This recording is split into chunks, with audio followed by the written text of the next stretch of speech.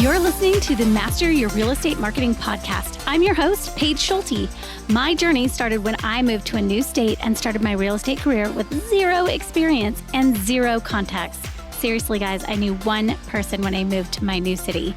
And after 2 years, I became the #1 solo agent in my market and built a consistent 6-figure business. I know when it comes to marketing your real estate business, the struggle is real. If you are ready to build the thriving, profitable business you're meant to have, you're in the right place. If I can do it, so can you, and this podcast will help to show you how.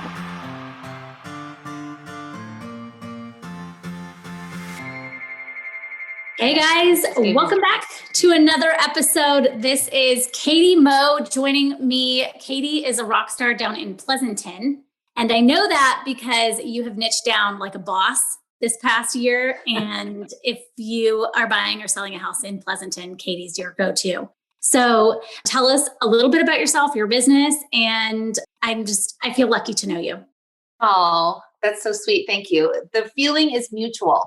So yeah, Katie Moe, I'm with Arrive Real Estate Group in the Pleasanton area. And if you don't know where that is, we're kind of the East Bay, east of San Francisco by about 30 minutes north of Silicon Valley, San Jose. So our area is kind of called the Tri-Valley. There's a couple cities around here, Pleasanton being one of them. And we are very fortunate to be in a great location where there's lots of people coming and going for lots of jobs in some of the cities that I mentioned. Tech jobs? Tech jobs, a lot of tech jobs. Google, Apple, Workday. I don't want to not name anyone and offend someone. Seattle, Silicon Valley of the Pacific Northwest. Yeah, pretty much. We got a lot of Amazon as well. Tesla is huge. So I've been a realtor for 16 years. I have 3 kids. In 2020, I acquired 7 chickens and a second dog. So yeah, life is you, full Joanna, and busy. And you own your brokerage. Correct. Yeah. Yes, I'm a co-founder of Arrive. I co-founded Arrive in August of 2019 after being with some wonderful, bigger, but also boutique brands. And then I had this opportunity to go off and start my own and make it mine and just have it have a really solid foundation. And I have a great co-founder and it's a lot of fun. We're like sugar and spice, yin and yang, whatever you want to call it. It's a really good partnership. Awesome. Cool. Okay. So you joined the course when? 2020.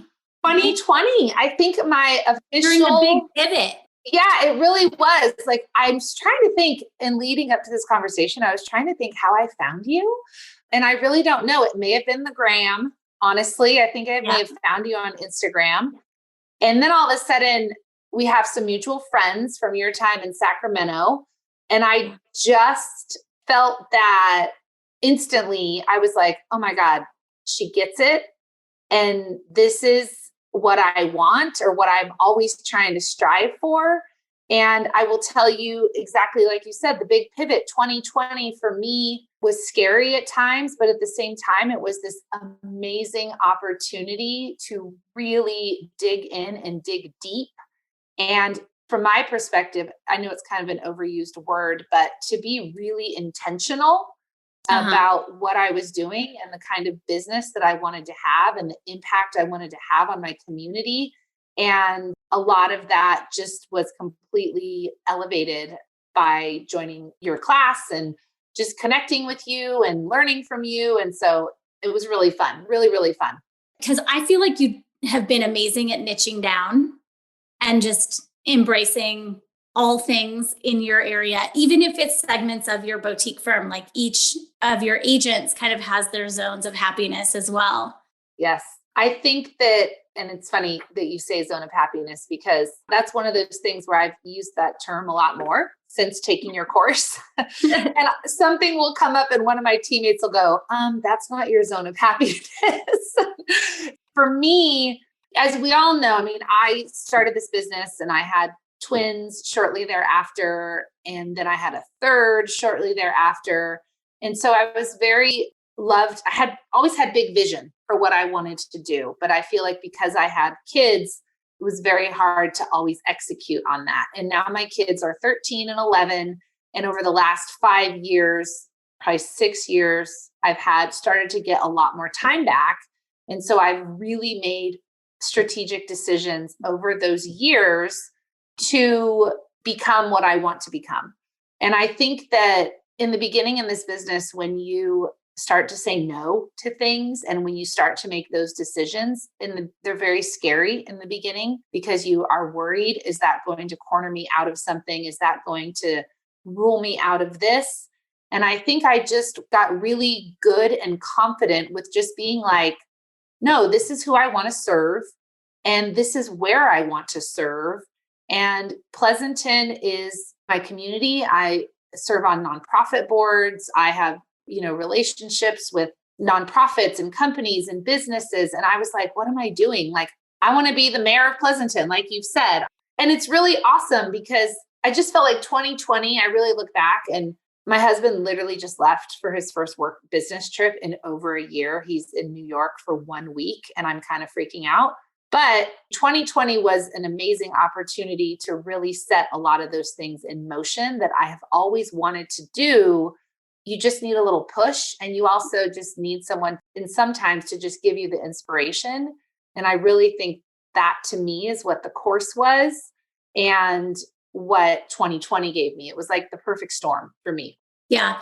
I think it was enough white space for me to figure out ways to really reach out and help people. Yes. In ways that were not real estate, in ways that was being a leader in your community, as somebody who wasn't going to step away because it was harder to do business, but instead lean in and say, how can I serve you? And on the nonprofit side, we did some really creative things over here with some giveaways and propping up one of the new schools that opened and seeding their PTA and getting them started during a time when they can't fundraise. So things like that the direct correlation, it takes a lot longer to see and understand. As you as a business owner and as a brokerage owner probably really appreciate the long game in this business too. Yes. And I think that's exactly right. I always saw it as a long game for me. And so every decision that I make is creating and building that foundation to be that person in our community. And the highest compliment I can receive is I've received 2 in very recent, where I just did a shred event for my farm. And this person came, I couldn't tell you what her name was in a lineup. And she literally was like, thank you so much for not forgetting about us over here. Like, you have done so much for our community. Yeah.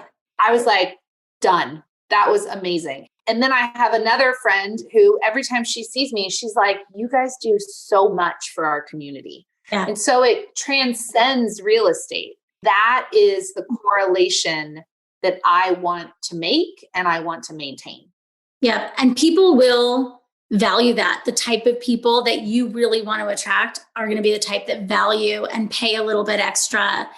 And honestly, I had one last week that asked me for a discount, 1.2 million, and asked me to discount my commission. And I said, no. I may have had a margarita and also said no, and here's why, instead of keeping it classier. And if you stand your ground and you truthfully go and give it your heart in your business and in your community, he came back and he was like, thank you for having a principled business mindset. Yeah. And, we'd like to continue to work with you based on that.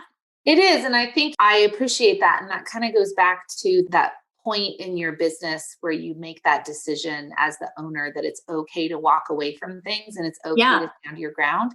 I think it's the most empowering thing we can do as business owners, because oftentimes what happens is exactly that. They come back, well, we want to work with you and we know it's going to be worth it. Or they walk away and they go have a really bad experience. And then they come back to you 2 months later and they're like, I can't believe we just tried to do that with someone else. Because that's happened to me on the buy side and the listing side, where I've got buyers that are like, I'm going to go somewhere else.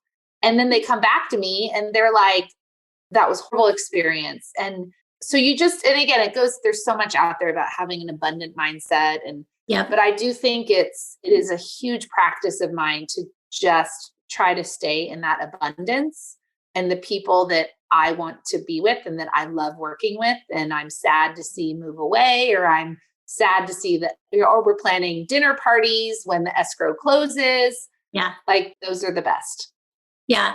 I feel like I make baby steps. I haven't been in the business as long as you have, but I quickly established my area and then have whittled away to price point. I established a price point early on too. Like there was some stuff with 3 kids. Yeah. I couldn't spread my time for underneath this amount. And I intentionally said, I'm going to have a referral business. So in order to do that, you have to say no to some stuff so I can refer it out and make some passive income. I would say that is another thing that your course gave me permission to do, and you gave me permission to do. So I'm super thankful for that. In the last year, I have been able to take that position of, hey, I know all the best agents, like you say, and just really 2020, in addition to niching into my community, I worked very hard at establishing really great relationships with a lot of agents, and I've been able to receive more referrals than I ever have. And I've been able to give them back out. And that is a beautiful slice of pie that I will always work on. And I always heard people say, oh, you should be marketing to agents as well for referrals. And I think there's a fine way to handle it. And I don't think it's like just put a bunch of agents on your email marketing list. It is, I picked up the phone a lot last year and called and talked to a lot of people. And I had conversations like this. Like, I always joked that I felt like I was counseling my peers more than I was counseling my clients last year. I mean, we have been through the ringer. And every time I call an agent, I'm like, how are you doing? You okay? You hanging in there? I mean, and that goes a long way. Yeah, especially outside of our market. You know, with how it is right now, it's so brutal. We were talking about that before I got on here. I have one listing that's blown up and then 2 multiple offer situations for my buyers. And I feel like I haven't slept since Saturday. So I was like, how do I have like end of day hair after a shower on a Monday? You know, like, I did actually offer somebody double to cut my hair. It's so bad. Oh my God. I was like, I'll pay anything. Just get me in. That's awesome. Awesome. The self-care people, take care of yourself before it gets ugly. Okay. So referral business. Then I was like, okay, we're doing great. We're niching down. Like we've got a lot of business. Now, how do I take care of the business that's in my own geographic zone of happiness? Like my price point is now a minimum of this. Yep. Or else I don't take it. And then you get to the point where you're like, hey, that's in my price point, but I got to work with some really cool people along the way that really trust and respect what I'm building in the community, including what I give back. I'm not in it just to make all the money. I'm in it to make a difference. Yeah, no, I agree. I think it's fun. I agree with you. I think that you see that. And I'm in a couple situations right now with listings of mine where some of the sellers have moved on, or they've moved and bought new personal property, and they want me to help them remove their personal property, which is, I'm not a junk hauler, let's be honest, but I was just able to help a bunch of college kids furnish their first house. And it was like my friend's daughter, and she was like, oh, this is so amazing. It also helped that they are going to Cal Poly, which is where I went. But it was so awesome because they were so thankful. She couldn't stop taking pictures. Meanwhile, my clients were loving that their stuff is going and it's going to be loved by a bunch of kids, and it's going to get used, and it's not going to get, just thrown away. So there's all these little facets in these experiences. Like I would not sign up for that all the time because that's exhausting. Right. But it's another way of just helping someone pay it forward and providing that level of service that is thoughtful. I had another friend whose marriage dissolved. She had no furniture. And so I was like, oh girl, I got you covered. Like you're going to have the cutest kitchen ever. And that made my clients happy. And I was able to get you and I were talking about something last year during the pandemic about what we can do to set ourselves apart, not in a financial way, like we're not going to discount ourselves, but how do we provide more value and help people? And I think you were talking about the Airstream trailer of having a place for people to go while their home is on the market. And now at this point, like we should just get a fleet of them, and that's where people can live until they find another house. Yes. Okay. So when we talked about this, credit is to my husband. It was his grand idea. Now I understand why he wanted to do it, because I was like, well, if we're going to get an Airstream, we need to get a truck. Well, guess who got a brand new truck a couple months ago? My husband. He got his dream truck. And so we still are looking for the Airstream. I think we're going to do it. And one of the challenges of last year, and unfortunately in California, is we now have fire season that we have to deal with. And last year in August, September, and October, when we did have some pretty scary fires, nothing was open. No movie theaters were open. No malls were open. Mm-hmm. And we had clients that had to be at hotels, weren't even taking people, you know? And so it was really brutal. And that was one of the times when I was like, this would be perfect if they don't want to leave for the day, but they just want to have a place to be in town. I think we're going to do it and just like trick it out and put like a Nintendo Switch and popcorn machine and just have it be like a fun place for people. Where would you put it? Where do you put it? Well, that's what we were talking about. My husband was like, maybe we just say, hey, we're going to park it in Pleasanton. We have this really big, most of the communities here in town have these amazing sports parks or these amazing kind of central locations where you could park a trailer for the day and it would be fine. You just can't do it overnight. So I think that we would do like in the shade at the sports park. It's centrally located. You can walk to downtown Pleasanton. You could walk to, Pete's Coffee. It would be a fine location. There's even a drive in Pleasanton that we could probably put it and you could be right downtown for the day and just have a place to hang out. So, I mean, it's all TBD. And then, the other thing when you think about community is I sponsor the fun run. I sponsor these local community school events. Imagine rolling up with that, even if you went to farmer's market and you just put a big like magnetic decal on it and you hung out and you had a couple chairs. I just think Pleasanton and a lot of our areas like Livermore has an awesome rodeo. You could go prop that thing up somewhere for the weekend and just have like a cooling station. I mean, we get so hot, like you could have a cooling station at the rodeo and have branded items to hand out to people or, some sort of partnership with a nonprofit or something. It'd be so awesome. Yeah. Do you do a lot of sponsorships of all of the community events? I try to be careful about it. It started when my kids were in elementary school. I was the mom that managed and co-chaired the fun run for several years. And so I love a good fun run. I think it always was my favorite event. Mm-hmm. And so I would sponsor each of their schools individually for the fun runs and, get my name on the t-shirt. We have a local education foundation here that does an annual run as well. I don't sponsor everything, I guess. It's like a lot of people that ask. So when I have a daughter with special needs, there's a really cool nonprofit here that does programming and even independent living for adults with developmental disabilities. It was all founded by local parents. And so they asked me recently if I wanted to sponsor. They have a really beautiful fundraiser every July. I mean, she's 13 and she's not age eligible yet, but she's going to be. Like, this is an organization that will probably be supporting her and giving her options when she turns 18. So I'm trying to get more involved in that one. I want it to be direct impact. Again, when you think about who are the people that you work with and who do you want to work with, I want to be a little strategic and support the nonprofits that speak to my people. I try to make that connection. I think that's a good point. I mean, I think all of this goes back to niching. When you become known in the community and you become known as a giver, so give where you live, I use that all the time.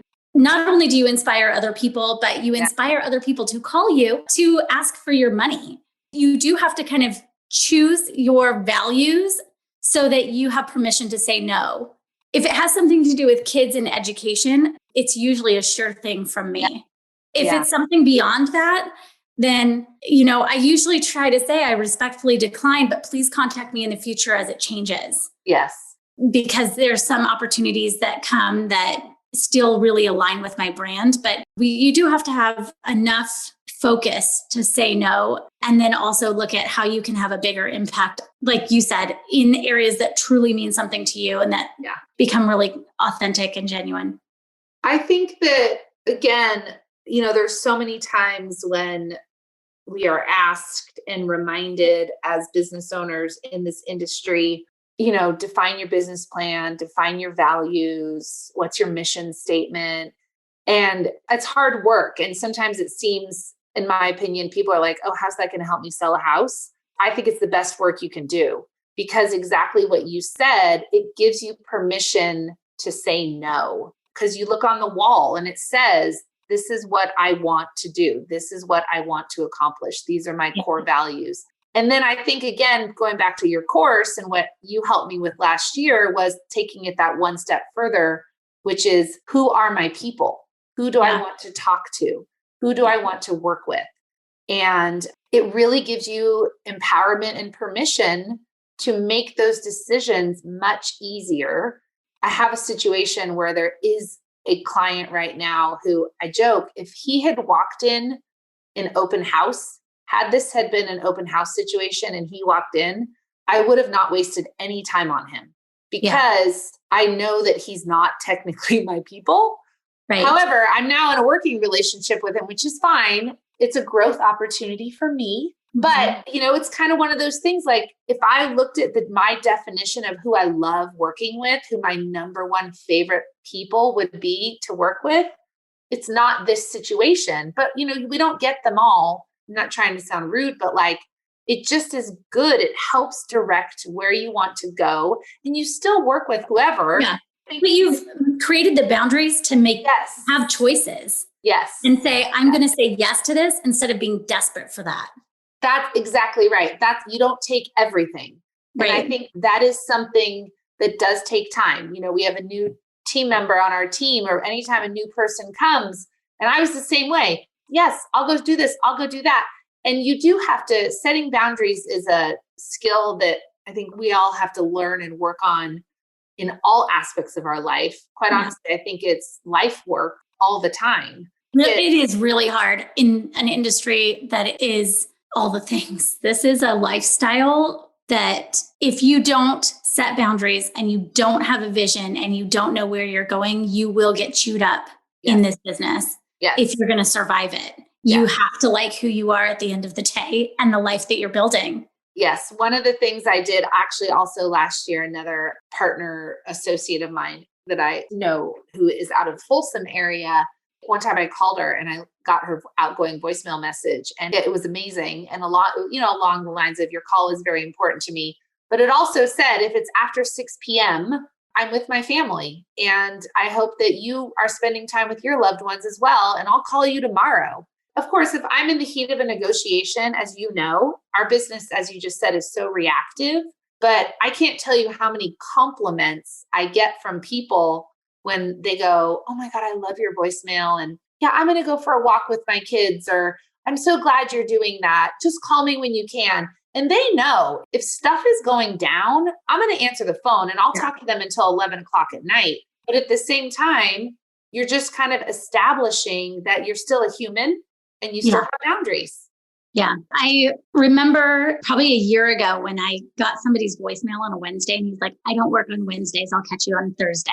And I was like, my mind exploded. I was like, holy shit, this is amazing. And us as brokers in our business know that he doesn't take calls on Wednesdays, and we can prepare our clients for that. And we can prepare ourselves for that. And it's about setting expectations. That's my next goal. I kid you not. It is my next goal because Memorial Day weekend on Sunday, I went to the beach with my kids and I have the burn to prove it. It was the first full day off page that I have had in over 1 year. I walked away from that beach day. I didn't even have pictures of the day because I fully disconnected. And it was the first, literally in over 1 year, my first true day off.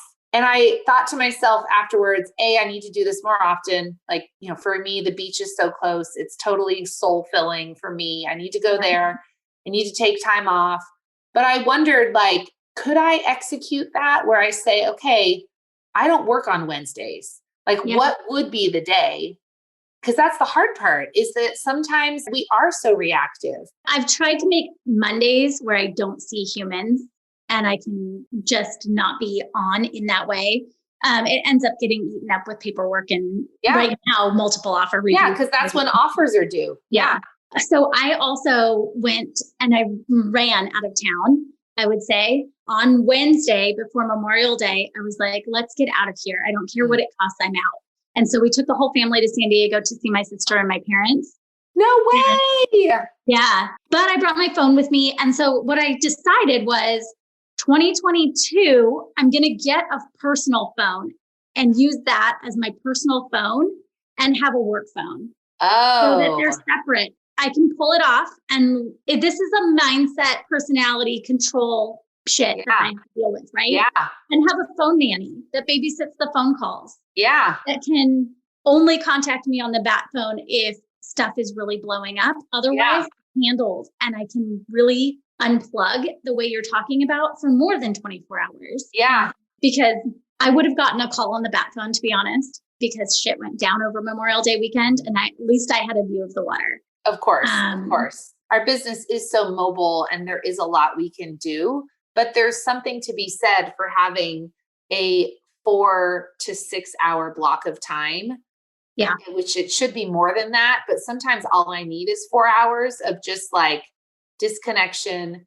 You know what I'm saying when like you are talking on the phone and your phone is like ding, ding, ding. You're talking to a client and you can hear the text messages coming through. And then your parents are like, why didn't you call me back? And you're like, because I've been on the phone all day. And then I have to text 10 people. And then I have to, some days I just don't want to talk to anybody. I'm definitely more of an extroverted person, but I feel like this business has made me more introverted because in the sense that quiet time is what recharges me because I just get tired of talking. Yeah. I mean, $1 Million Listing New York does recharge me. I did pick up a book in the airport on traveling home from San Diego, the first non-business book in 5 years that I've read. So good job. It's slow paced. But, I got to a point where my business was building. Last year, we hit some tipping point. And this year is off to, I think I'm double what I did this time last year, which we had a pandemic or whatever. It's pretty excessive. And I hired somebody. So that has given me some breathing room. Last weekend, I was at the pool with the kids, went to the birthday party, was able to say hi to the parents. Like, it sounds like we've got it all together when it comes to like, we niche down and we have our ideal clients and blah, blah, blah. But what you focus on expands. And if you actually do that, you'll have a shit ton of business, not like right away. But if you do it right, it comes fast and furious. Well, talk about coming fast. It's June 7th. I don't know if I just date stamped this conversation, but we're halfway through the year and I've already surpassed my annual goal. So, and I'm having the best year I've ever had, ever in my 16 years. And there's still more coming. I mean, I'm prepping 3 listings right now. I've got buyers out there. It's crazy. And so the fast pace is really, I think, again, I'm so thankful that I have a team. I have people to help me, support me. I have trusted vendors. I'm so thankful for that. It's funny. I'm at that point now where the other day, like I looked at my husband, I'm like, I think we might need a nanny. Like we might need a driver. We might need, and some of it is just it's summer. I guess the kids are home forever, but still it's summer. You reach those points where you have to find help. And I also, again, like going back to those listings where I'm helping people remove furniture. I did a ton of furniture removal on Thursday and Friday of last week. And now I'm like, okay, there's, 6 pieces left, junk hauler, $500, done.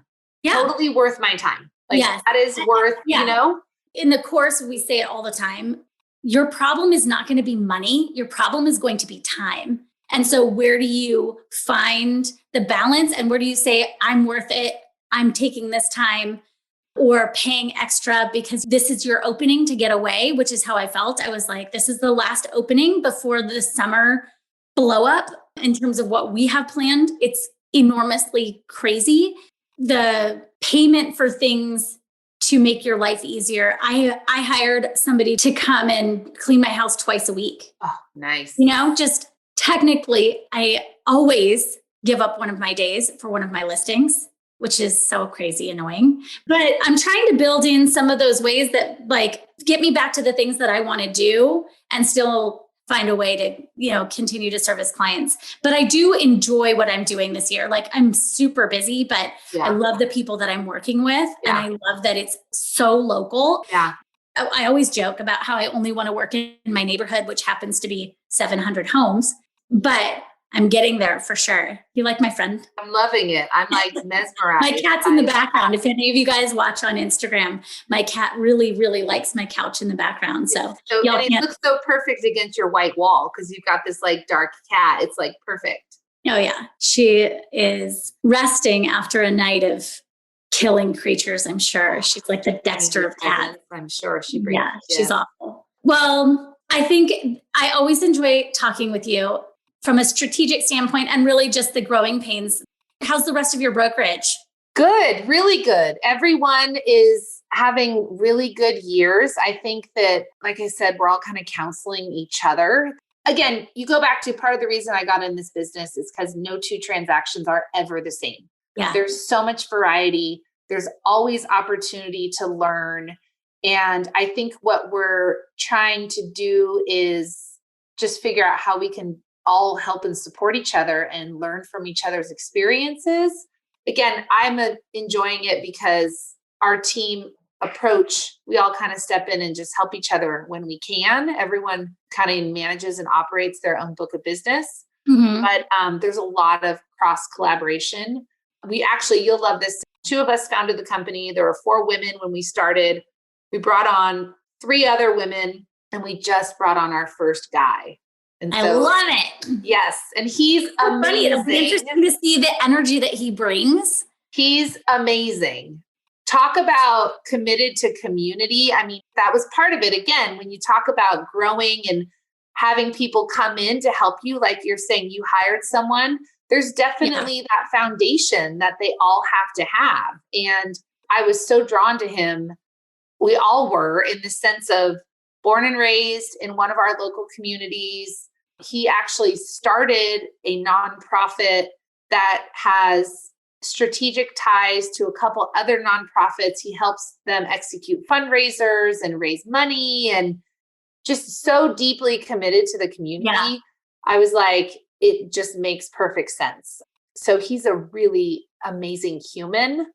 And we're very excited to have him. And I was like, Jen and I, my co-founder, were like, you realize this is like the highest honor. You are the first man. Like you're the first guy on the team. So that's really, so it's good. Everybody is, I think a lot of people are just, there's an aspect of we're all just trying to get by, quite honestly. And we just got open houses back. We just got our brokers tours back. So that's a slow rollout. We're all kind of slowly starting to reintroduce those back to our business plans. It's funny, they were here forever and then you take them away for 1 year. And the first weekend that our association says we can do open houses, everyone's like, what? No open houses. It's like, but I love them. I'm happy. I'm happy for it to be back. I hate them personally, but we're doing them. We're doing them to get as a service to our fellow agents. Yes. Because agents are so burnt out. Yes. And if we can scoop up some of those buyers that agents are rushing to other houses, and that's more visibility for our houses. Well, we're still by appointment. And I've been kind of talking to peers. Most people are doing open houses for like 2 hours. 2 hours, that's 4 buyer showings because we're still kind of every 30 minutes. Some of them are 20 minutes. Okay. So, 4 to 6 by appointment showings, where most people are having at least 20 groups come through the open houses. Yeah. So you absolutely are maximizing exposure. I don't work them for other agents or anything. It's never been a way that I attract business. Same. But I do it as a service to my sellers. And what I did find, and this is interesting, it's sunny there. Our summers are spectacular. It's like San Diego up here in Gig Harbor, and it's gorgeous and beautiful. And if the sun's out, buyers are distracted. So we've started considering, do we list a little bit earlier in the week to give people more time to see the house during the week? Oh, interesting. Because of weekends and vaccinations have happened. Yes. And travel. So people are like, I'm a free bird. I think they're going to be traveling more. Agreed. We had an amazing summer last year that defied all odds. And I don't know how it's going to look this summer. I don't know what the weekends are going to look like, but Memorial Day was ghost town. Ghost town to agents, ghost town to buyers, and houses went pending on Mondays and Tuesdays because they didn't get offers until then. Not offer review period date once, but the showing started coming in after the weekend commenced. Our cadence prior to 2020 was that, like in Pleasanton, our broker's tour is Friday.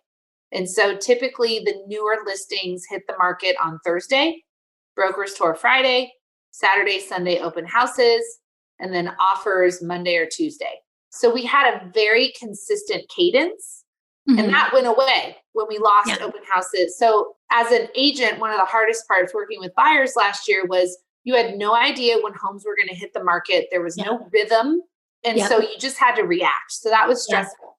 So now that those are being reintroduced, I'm wondering if the same thing's going to happen, because yes, we're going to have broker's tour, but to your point, people are going away. I mean, I have friends who are in the travel industry who have said they cannot book trips fast enough for people.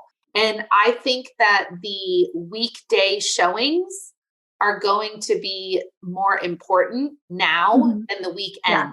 I totally agree. I think they're still going to come in hot.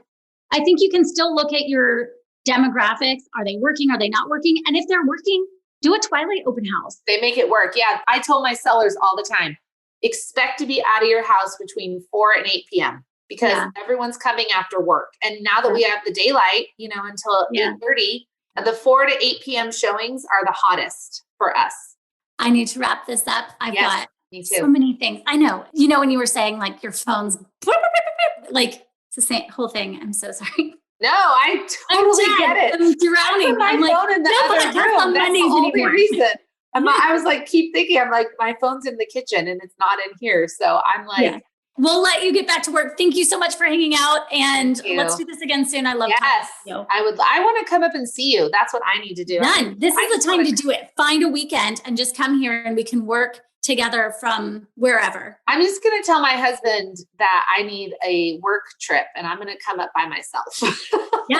Or bring the girls. My kids are the same age. Oh, fun. They'd love it. I'd love it. Yeah. Did one on a whim with Julie Patterson recently. Oh, nice. And Rochelle Ploger. We just got an Airbnb and did a work retreat / hangout / agent venting. Gosh, yes. And it's good company. And that's why these conversations are so good too. So Agreed. Have the best week ever. And thank you. I hope you survive the summer. Congrats on your summer. Thanks. I'll talk to you soon. Okay. Bye, friend. Bye. Thanks for tuning in to another episode of the Master Your Real Estate Marketing Podcast. You can find all of the links and information mentioned in this episode at paigeschulte.com. Don't forget to subscribe to the show wherever you listen to podcasts. And while you're there, I would love it if you would leave me a review. I read each and every one, and I love hearing from you. I'll see you right here next week.